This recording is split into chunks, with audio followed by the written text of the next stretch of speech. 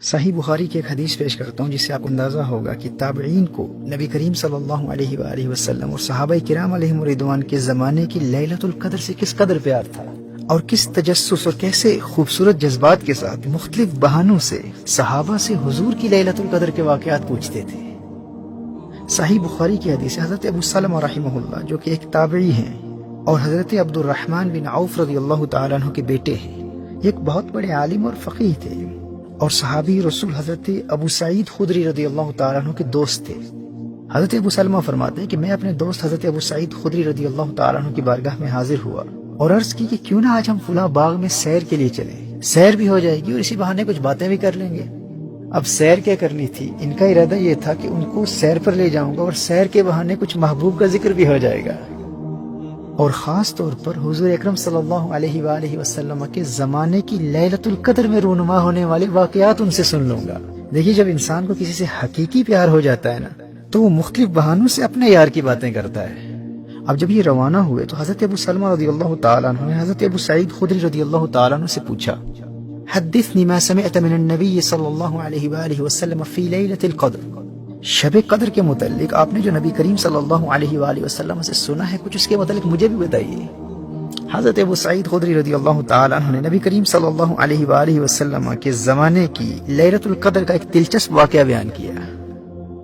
آپ نے فرمایا کہ نبی کریم صلی اللہ علیہ وآلہ وسلم نے ماہ رمضان کے پہلے عشرے میں اعتکاف کیا، فاعتکفنا معه فأتاه جبریل فقال ان الذي تطلب امامك، ہم صحابہ نے بھی آقا کریم صلی اللہ علیہ وآلہ وسلم کے ساتھ اعتکاف کیا اور جبریل امین نازل ہوئے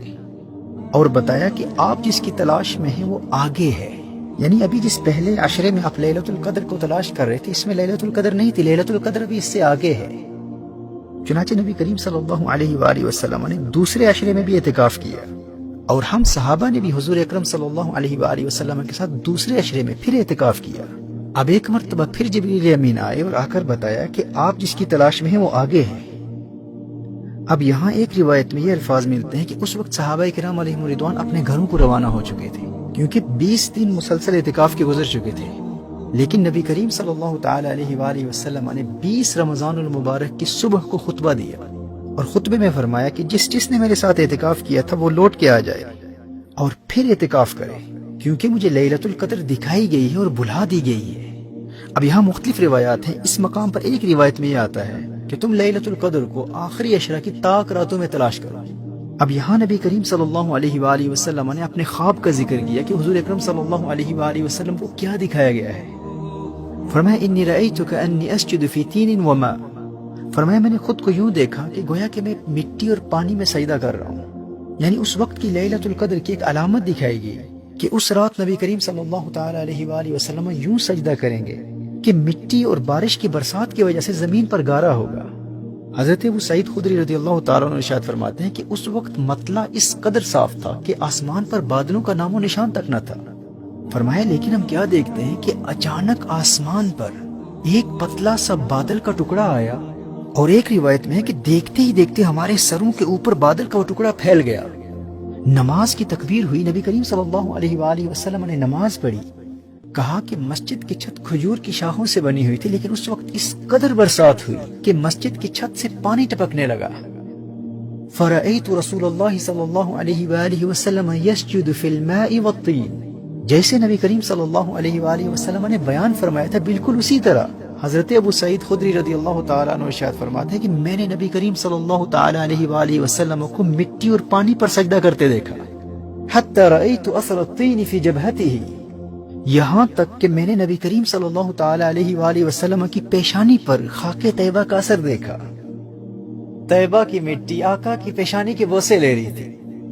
ہم تو یوں کہیں گے نا کہ گویا کہ زمین سے خاک طیبہ اور آسمان سے بارش دونوں مل کر لیلۃ القدر میں ہمارے آقا کریم صلی اللہ تعالیٰ علیہ وآلہ وسلم کے چہرہ انور سے برکتیں حاصل کر رہے تھے۔ حضرت ابو سعید خدری رضی اللہ تعالیٰ عنہ ارشاد فرماتے ہیں کہ اس واقعے سے اس کی تصدیق ہو گئی جو حضور اکرم صلی اللہ علیہ وسلم کو دکھایا گیا تھا، یعنی مطلع بالکل صاف تھا اور آسمان پر دور دور تک کہیں بھی بادل نظر نہیں آ رہے تھے، اور پھر اچانک ایک بادل کا ہمارے سروں کے اوپر آ جانا اور مسجد پر بارش کی برسات اور حضور اکرم صلی اللہ علیہ وآلہ وسلم کی نماز اور سجدے کی بالکل وہی کیفیت جو حضور اکرم صلی اللہ علیہ وآلہ وسلم نے ہم سے بیان کی تھی، جب ہم نے اپنے سچے آقا صلی اللہ علیہ وآلہ وسلم کے پہلے سے بیان کردہ اس منظر کو اپنی آنکھوں سے دیکھ لیا تو اس بات کی تصدیق ہو گئی کہ وہی رات لیلۃ القدر تھی۔ اس انتہائی عقیدت اور محبت کے جذبات سے مزین حدیث سے آپ کو اس بات کا کسی حد تک اندازہ ہو چکا ہوگا کہ صحابہ و تابعین علیہم رضوان نبی کریم صلی اللہ علیہ وآلہ وسلم کی نسبت سے اس رات سے کس قدر پیار کیا کرتے تھے،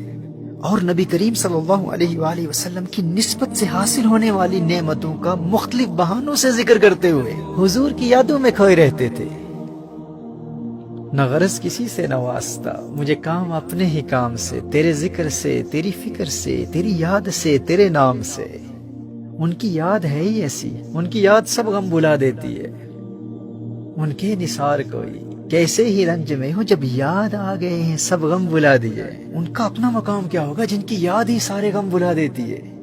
یہ نوازشیں، یہ عنایتیں، غم دو جہاں سے چھڑا دیا، غم مصطفیٰ تیرا شکریہ مجھے جینا مرنا سکھا دیا، صلی اللہ تعالی علیہ وآلہ وسلم۔ دیکھیے، سورۃ القدر وہ سورت ہے جس میں شروع سے آخر تک لیلۃ القدر کی فضیلت بیان کی گئی ہے، اور یہ تمام سورت اسی رات کی اہمیت اجاگر کرنے کے لیے نازل ہوئی ہے۔ سیدنا حسن بصری رحمہ اللہ ارشاد فرماتے ہیں کہ سورۃ الکوثر سورۃ القدر سے پہلے نازل ہوئی۔ انا اعطیناک الکوثر، سورۃ الکوثر میں اللہ نے اپنے حبیب کریم صلی اللہ تعالی علیہ وآلہ وسلم کو الکوثر کی صورت میں ایک عظیم تحفہ عطا فرمایا تاکہ حضور خوش ہو جائیں۔ محبوب کی رضا کی خاطر، محبوب کو خوش کرنے کے لیے نبی کریم صلی اللہ علیہ وآلہ وسلم کو ایک بہت بڑا تحفہ الکوثر کی صورت میں عطا فرمایا، لیکن وہ کریں واقعہ اس وقت تک خوش ہوتے ہی نہیں جب تک اپنی امت کو خوش نہ کر لیں۔ حضرت حسن بصری فرماتے ہیں کہ نبی کریم صلی اللہ تعالی علیہ وآلہ وسلم کو اپنی امت کے لیے بھی تحفہ چاہیے تھا۔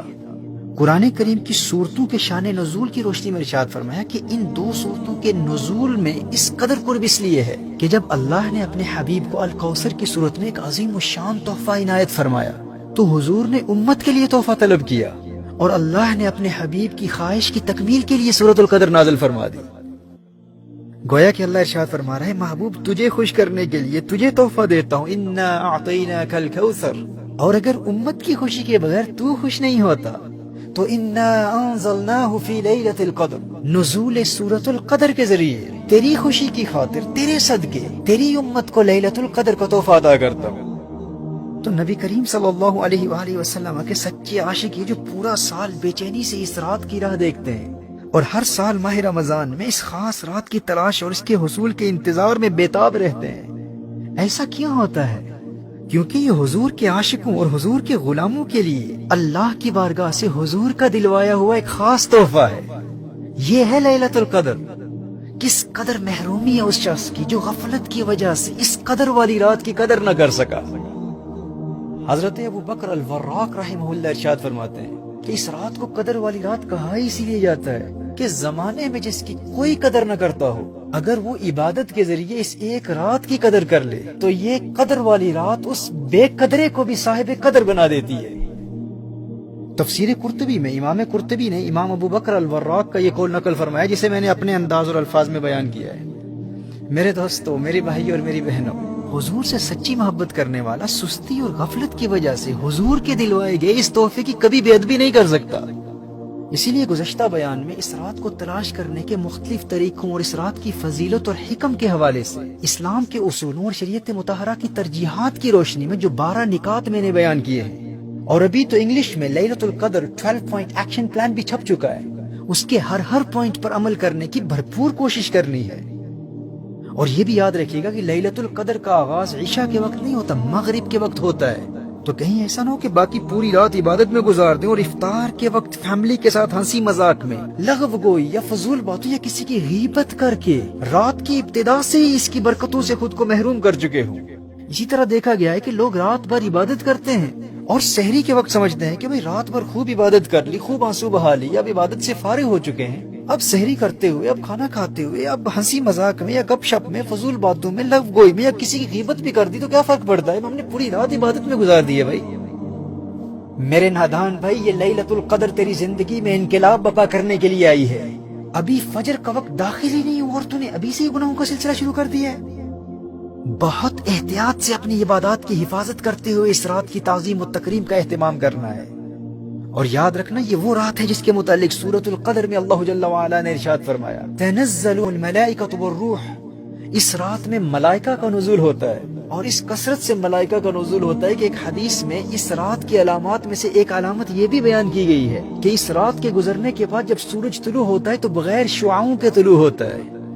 اس حوالے سے ایک قول یہ بھی ہے کہ نوری فرشتے امت کی مغفرت اور ان کے دینی اور دنیاوی مسائل کے حل کے لیے اس کثرت سے آئے ہوتے ہیں کہ سورج کی شعاعیں ان کے نور میں گم ہو جاتی ہیں،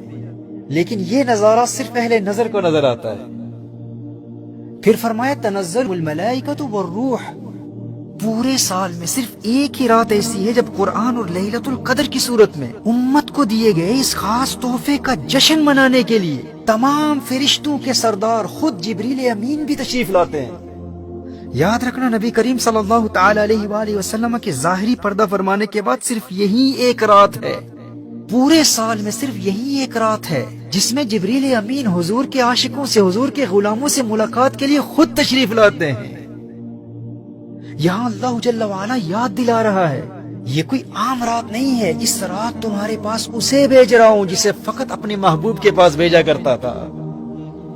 میرے بھائی اور میری بہنوں، اس رات کو قدر والی رات اس لیے بھی کہا جاتا ہے کیونکہ اللہ نے سب سے زیادہ قدر والے فرشتے کو سب سے زیادہ قدر والی کتاب کے ساتھ سب سے زیادہ قدر والے رسول کے پاس بھیجا، اور اب قیامت تک سب سے زیادہ قدر والے رسول کے صدقے سب سے زیادہ قدر والی امت کی طرف صرف اسی رات سب سے زیادہ قدر والا فرشتہ خود آیا کرے گا۔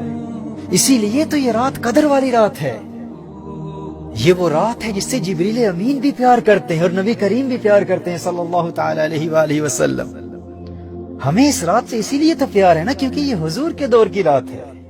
یہ رات مصطفیٰ کے زمانے کی رات ہے، سجدے سے آج سر نہ اٹھانے کی رات ہے، گل کر دو سب چراغ کے اندر ہو روشنی،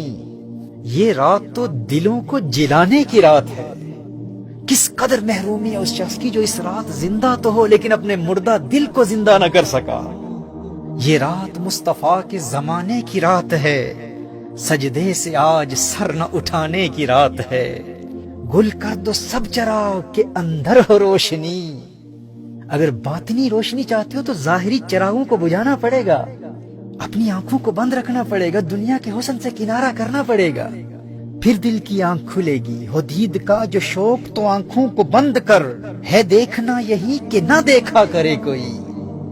اور پھر کہتی ہے کہ انہیں دیکھنا چاہتا ہوں لیکن دنیا کی چراغوں کو بجھانے کے لیے بھی تیار نہیں ہوں، چاہتا ہوں کہ دل کی آنکھ کھل جائے لیکن میں یہ ظاہری آنکھیں بند تو نہیں کر سکتا، میں موویز بھی دیکھوں گا، بدنگاہی بھی کروں گا، لیکن انہیں بھی دیکھنا چاہتا ہوں۔ کوئی قربانی دینے کے لیے تیار نہیں ہو سکتا لیکن انہیں دیکھنا چاہتا ہوں۔ دنیا کے ہر کام کے لیے قربانی دینے کے لیے تو تیار ہے لیکن ان کی رضا، ان کی خوشی کے لیے کچھ قربان نہیں کر سکتا۔ تو نے عشق کو کھیل سمجھ رکھا ہے؟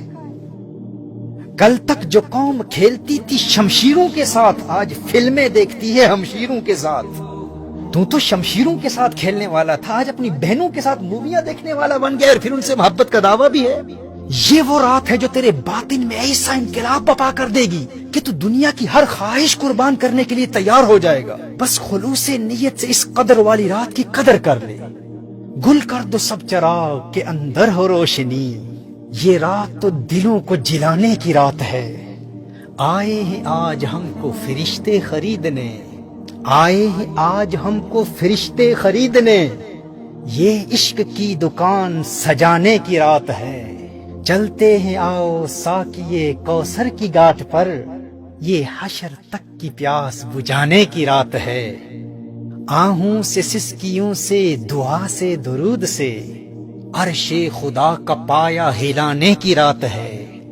پہچانتے بھی ہو کہ نہیں اپنے آپ کو، آئینہ زندگی کو دکھانے کی رات ہے۔ سجدوں کے ساتھ ساتھ مظفر حیات کو، گرویدہ جہاد بنانے کی رات ہے۔ یہ رات مصطفیٰ کے زمانے کی رات ہے، سجدے سے آج سر نہ اٹھانے کی رات ہے۔